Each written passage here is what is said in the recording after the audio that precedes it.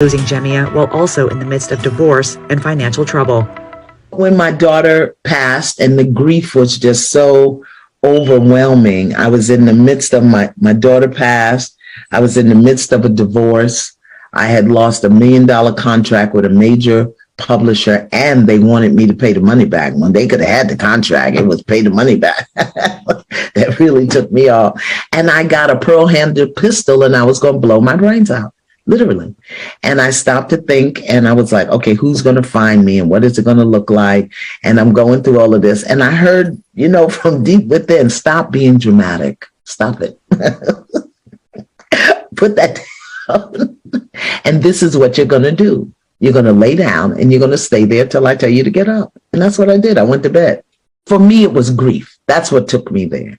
Grief and sadness and sorrow and not having a consistent daily spiritual practice because I was so busy rushing around and doing so much and had fallen off my practice. After the initial shock and horrification, give yourself permission to have the initial shock and horrification of whatever the change is, a loss of job, a divorce, even a health crisis. Give yourself permission. I think what happens is we try to, push through it. No. Just don't buy real estate there. Stay there for a couple of hours, even a day or so. And then I promise you, it is one step at a time.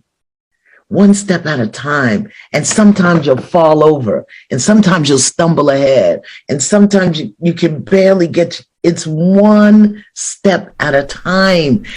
As we are still mourning the life of the daughter of the famed life coach and author, that is Iyanla Vanzant, the inspirational speaker actually came out via her official social media pages, that is to be specific on her Instagram and Facebook, and actually announced the passing on of her daughter, that is Nisa Vanzant.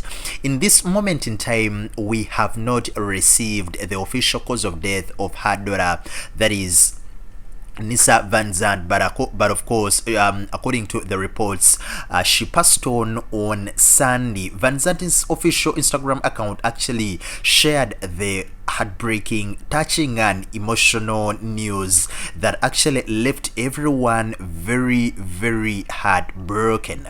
The statement actually read, "It's with great sorrow that we announce the transition of Nisa Vanzant, the youngest daughter of our beloved Iyanla Vanzant, and we are asking for prayers. Please respect the privacy of her and the family at this exact moment in time." The statement concluded by saying, "Thank you."